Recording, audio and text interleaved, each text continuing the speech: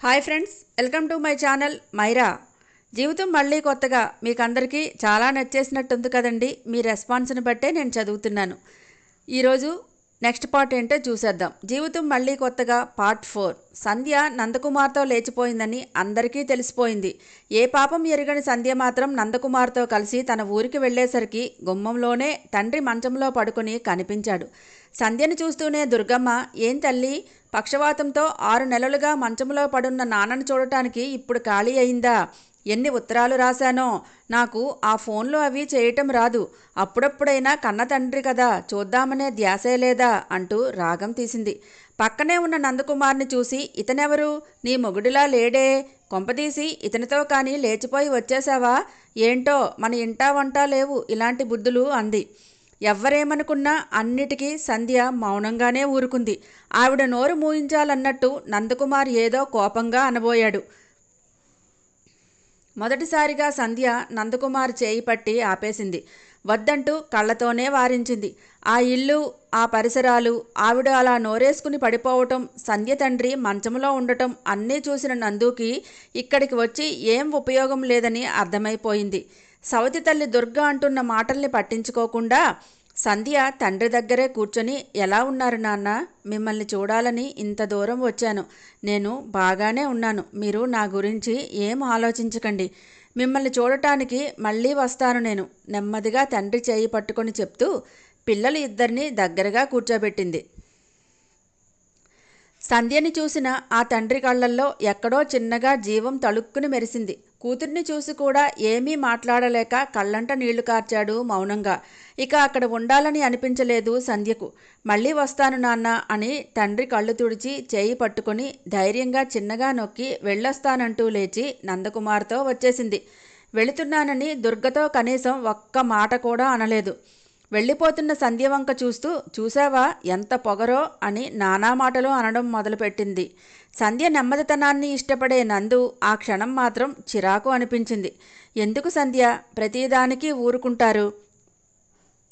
ఎదురు తిరిగి ఒక్కసారి సమాధానం చెప్తే ఇలాంటి వాళ్ల నోర్లు మూతపడతాయి. మీ మౌనమే ఆవిడ అన్నేసి మాటలనడానికి కారణం అన్నాడు. సంధ్య నిర్లిప్తంగా, మనం ఇక్కడికి వచ్చింది గొడవ పెట్టుకోవటానికి కాదు కదా. నేనేమీ అనకుండానే ఆవిడలా నోరు పారేసుకుంటుంది. ఇక నేను ఏమైనా సమాధానం చెప్పానంటే అక్కడ జరిగే రచ్చ మామూలుగా ఉండదు. మంచంలో ఉన్న నాన్నకి ఆకాస్త మనశ్శాంతి కూడా లేకుండా చేయమంటారా అంది. నందు మరేం మాట్లాడలేదు. పిల్లల్ని తీసుకొని ఇద్దరూ మౌనంగా బస్సులో కూర్చున్నారు. ఉన్న ఒక్క ఆశ ఆరిపోయింది. నందకుమార్ సంధ్య ఇంటికి వచ్చేసరికి చుట్టూ ఉన్నవాళ్లంతా వింతగా చూస్తున్నారు. ఊరికి బయలుదేరిన దగ్గర నుంచి వచ్చే వరకు సంధ్య ఒక్క మాట కూడా మాట్లాడలేదు నందకుమార్తో. సంధ్య తన ఇంట్లోకి వెళుతుంటే అప్పుడు కూడా ఏమీ అనలేదు నందకుమార్. చూద్దాం ఏం జరుగుతుందో అన్నట్టు ఊరుకున్నాడు. ఆగవే, అక్కడెక్కడో వాడితో తిరిగి మళ్ళీ నా ఇంట్లోకి రావటానికి వీల్లేదు. లేచిపోయిన దానివి మళ్ళీ ఈ ఇంట్లో ఏం పని నీకు అంది రాజేశ్వరి. అత్తగారు అంటున్న మాటలకు సంధ్య ఉదయం నుంచి తను నందకుమార్ కనబడకపోవటంతో ఏం జరిగి ఉంటుందో ఊహించింది. అయినా శాంతంగా, నేను నాన్న దగ్గరికి వెళ్ళాను అత్తయ్య, నా మాట నమ్మండి అంది సహనంగా. మీ నాన్న దగ్గరికి వెళ్ళావో, వాడితో ఊరంతా బలాదూర్ తిరిగి వచ్చావో ఎవరికి తెలుసు అంటూ సంధ్యని మరొక మాట కూడా మాట్లాడనివ్వకుండా, నా కొడుకు కళ్ళు మూసి నువ్వు సాగిస్తున్న ప్రేమాయణం నాకు తెలియదనుకున్నావా? ఇన్నాళ్లకు బయటపడింది అని నానా మాటలు అనడం మొదలుపెట్టి సంధ్యను గుమ్మంలో కూడా ఉండనీయకుండా పొమ్మంటూ దూరంగా తోసేసి తలుపుల్ని మూసేసింది. సంధ్య ఎంత నచ్చచెప్పాలని చూసినా కావాలనుకునే బయటికి తోసేసిన వాళ్ళకి ఏం చెప్పినా ఉపయోగం లేకుండా పోయింది. సంధ్య బట్టలు, పుస్తకాలు, పిల్లల బట్టలు బయట పడేసింది. ఇదేంటని సంధ్య వైపు అడిగేవారు ఎవ్వరూ లేరు. రామకృష్ణ ఇంట్లో ఉన్నాడో లేదో కూడా తెలియలేదు. సంధ్య చాలా రాత్రి వరకు బయటే నిలబడిపోయింది. ఎంతగా అత్తగారిని బ్రతిమలాడినా తలుపులు తెరుచుకోలేదు. చుట్టుపక్కల ఉన్నవాళ్లందరూ గుసగుసలు పోతూనే చూశారు తప్ప ఒక్కరు కూడా ఇంట్లోకి రమ్మని పిలవలేదు. అందరూ తనని అలా చూస్తుంటే సిగ్గుతో ఒళ్ళు చచ్చిపోయింది సంధ్యకు. చేయని తప్పుకు తల పైకెత్తలేకపోయింది. రామకృష్ణ వెధవని తెలుసు కానీ మరీ ఇంత వెధవని అనుకోలేదు నందకుమార్. పిల్లలు ఆకలి అని ఏడుపులు, నీరసంతో సంధ్య అలా నిలబడిపోవటం నందకుమార్ భరించలేక ఏదైతే అదే అయిందని సంధ్యను పిల్లల్ని తన ఇంట్లోనికి తీసుకుని వెళ్ళాడు మళ్ళీ. మరో దారి లేక సంధ్య కూడా నందు వెనకాలే నడిచింది. సర్వం కోల్పోయినట్లుగా గదిలోకి వెళ్ళి అలాగే కూలబడింది. ఎడతెగని ఆలోచనల్లో ఉంది. సంధ్యకి తండ్రి గుర్తొచ్చి బాధగా కళ్ళు మూసుకుంది. తండ్రిని ఆ స్థితిలో చూసి చాలా బాధ అనిపించింది. తన కష్టమేంటో చెప్పుకోవాలని అనిపించలేదు. తన సమస్యను చెప్పి తండ్రిని మరింత బాధ పెట్టాలని కూడా అనుకోలేదు. తాను ఒక్కర్తే అయితే ఎలాగో ఉండిపోవచ్చు. ఈ పిల్లల్ని ఏం చేయాలి? అసలు తనకి బ్రతికే అర్హత లేదనిపించింది. చావటానికైనా బ్రతకటానికైనా పిల్లలే అడ్డం అనిపించింది. ఉన్న ఒక్క ఆశ నిరాశ కావటంతో ఏడుపు తన్నుకు వచ్చింది. సంధ్యని ఎలా ఊరుకోబెట్టాలో నందకుమార్కి అర్థం కాలేదు. అలా దిగులుగా వెక్కి వెక్కి ఏడుస్తున్న సంధ్యను చూడలేకపోతున్నాడు. పిల్లలిద్దరికీ స్నానం చేయించి తనే అన్నం పెట్టి నిద్రపుచ్చాడు. వెక్కి వెక్కి ఏడుస్తున్న సంధ్య దగ్గరికి ప్లేట్లో అన్నం పెట్టుకుని వచ్చి ఎదురుగా కూర్చున్నాడు. కాలానికి ఎవరి గురించి బాధపడాల్సిన అవసరం లేదు. తన పని తాను చేసుకుని పోతోంది. నందకుమార్ ఇంట్లో ఆ రాత్రి గడిచిపోయి ఎలాగో తెల్లారింది. ఆ రోజు సంధ్యని పిల్లల్ని అలా ఒంటరిగా వదిలేసి వెళ్ళలేక ఆఫీసుకు సెలవు పెట్టి ఇంట్లోనే ఉండిపోయాడు నందు. సంధ్యతో ఏం మాట్లాడాలన్నా భయంగా అనిపించింది. సంధ్యని పిల్లల్ని ఏం చేయాలో నందుకి కూడా ఒక ఆలోచనకు రాలేదు. ఇంతలో ఎప్పుడో 6 నెలల తర్వాత రావాల్సిన ట్రాన్స్ఫర్ నందకుమార్కి ఆ రోజే వచ్చిందంటూ ఆఫీస్కి సెలవు పెట్టడంతో ప్యూన్ ఇంటికి తీసుకువచ్చి ఇచ్చాడు. నందుకి ఏం చేయాలో అర్థం కాలేదు. సంధ్య మళ్ళీ ఇంట్లోకి రాకుండా ఆ ఇంటి తలుపులు శాశ్వతంగా మూసుకుపోయాయి. సంధ్యను ఇంట్లో నుంచి పంపించేయాలనే రామకృష్ణ నిర్ణయం ఈనాటిది కాదు. మేనమామనంటూ జగన్నాథం ఇంటికి వచ్చిన నాడే బీజం పడింది. రామకృష్ణకు కావలసింది డబ్బు మాత్రమే. అత్తవారి నుంచి మర్యాదలు డబ్బు ఆశించే పెళ్లి చేసుకున్నాడు సంధ్యను. కనీసం పండగకు కూడా పిలవకపోవడం నచ్చలేదు రామకృష్ణకు. అల్లుడుగా ఒక్కరోజు కూడా మర్యాదగా చూసింది లేదు.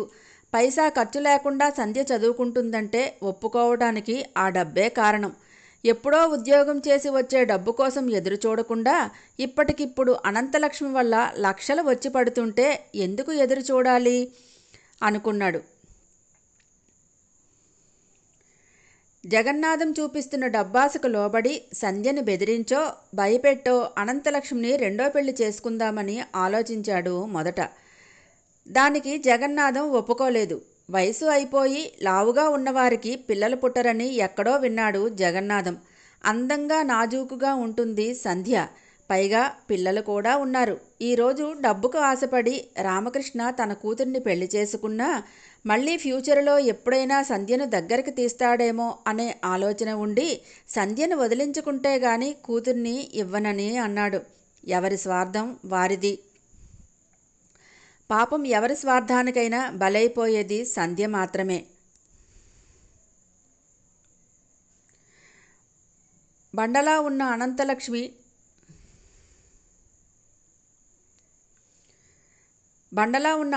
మీద పెద్దగా ఇంట్రెస్ట్ లేకపోయినా జగన్నాథం డబ్బులు కావాలి రామకృష్ణకు. తన సరదాలు ఎలాగూ బయటే తీరిపోతాయి. పెళ్ళాన్ని బయటకు తీసుకువెళ్లేది లేదు. ఇక ఇంట్లో ఉన్న పెళ్ళాం అందంగా ఉంటే ఏంటి లేకపోతే ఏంటి అనుకున్నాడు. అలా అని సంధ్యకు విడాకులు ఇవ్వాలని కూడా అనుకోలేదు. ఎందుకంటే డబ్బులు ఖర్చు పెట్టి కోర్టుల చుట్టూ తిరుగుతూ టైం వేస్ట్ చేయాలని అనుకోలేదు. పిల్లల దగ్గర మాత్రం కొంచెం ఆలోచించాడు. అనంతలక్ష్మికి కూడా పుడతారు కదా అనుకున్నాడు. సంధ్య వైపు నుంచి అడిగేవారు కూడా లేరని ఎలాగూ తెలిసిందే కదా. సంధ్య మాట పడదని తెలుసు. ఆత్మాభిమానం కల మనిషికి గుచ్చుకునే మాటలే చాలనుకున్నాడు. దాని ఫలితమే సంధ్య ఇంటి బయట ఉంది పిల్లలతో కలిసి. ఎక్కడో ఏమోలో పిల్లల మొహం చూసైనా రామకృష్ణ మెత్తబడతాడని సంధ్య అనుకుంది. రామకృష్ణ కోపం ఒక రోజో ఒక ఫోటో ఉంటుందేమో అనుకుంది సంధ్య. తండ్రిని తీసుకువచ్చి భర్తని ఒప్పించాలని అనుకుంది. అక్కడ కూడా ప్రయత్నం విఫలమైంది.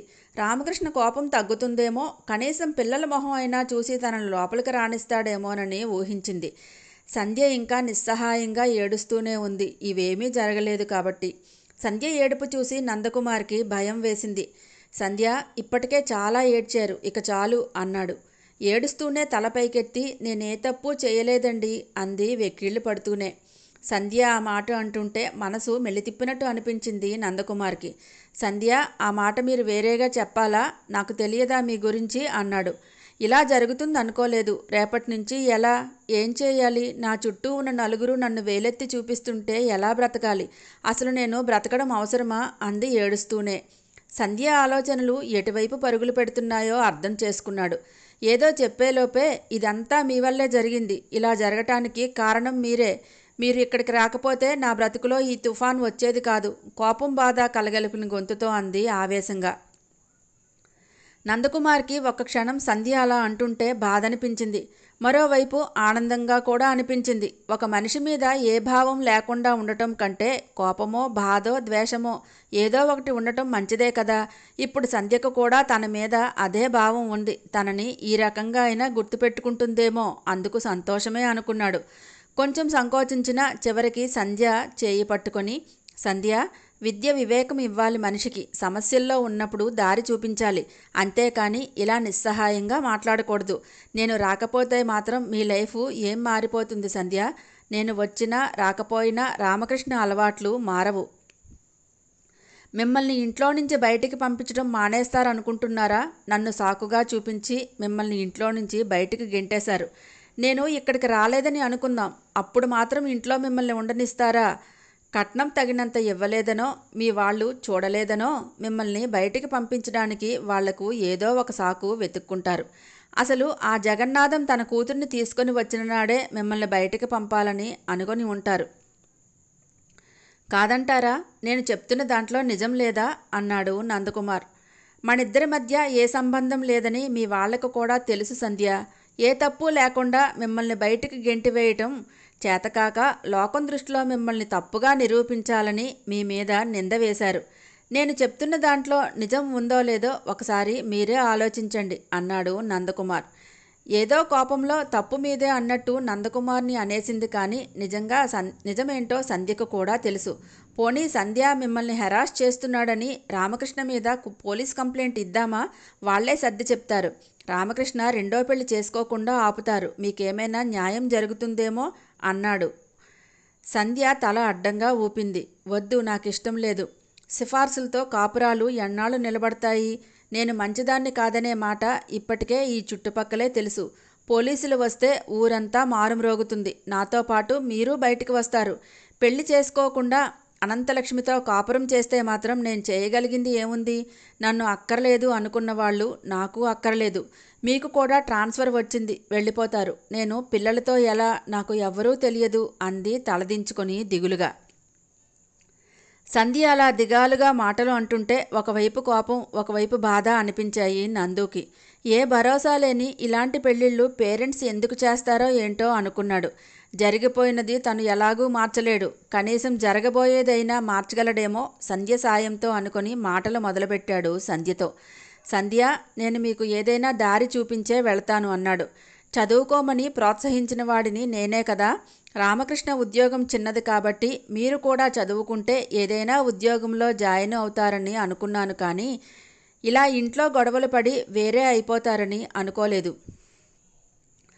నాకు ఇంత తొందరగా ట్రాన్స్ఫర్ వస్తుందని నేను అనుకోలేదు. వాస్తవాన్ని గుర్తించండి. మీ ఇంట్లో జరుగుతున్నది ఏంటో మీకు అర్థమైంది కదా. ఏదో ఒక దారి దొరక్కపోదు. మీరు భోజనం మానేసి బాధపడుతూ కూర్చున్నంత మాత్రాన సమస్యలు సర్దుకుపోవు. కడుపులోనికి భోజనం వెళితే బాధ బయటికి వచ్చేస్తుంది సంధ్య. మీరు ముందు భోజనం చేయండి. ఏం చేయాలో అప్పుడు ఆలోచిద్దాం. జరగాల్సింది జరిగిపోయింది. దానికి మనం ఏం చేయలేకపోయాం కదా. సంధ్యకు వాస్తవాన్ని తెలియజెప్తూ భోజనం తినేటట్టు చేశాడు. తనకు ఎక్కడికైతే ట్రాన్స్ఫర్ అయిందో ఆ ఆఫీస్కి ఫోన్ చేసి హెల్త్ బాగాలేదు కాబట్టి ఒక 4 రోజుల్లో వచ్చి జాయిన్ అవుతానని రిక్వెస్ట్ చేశాడు.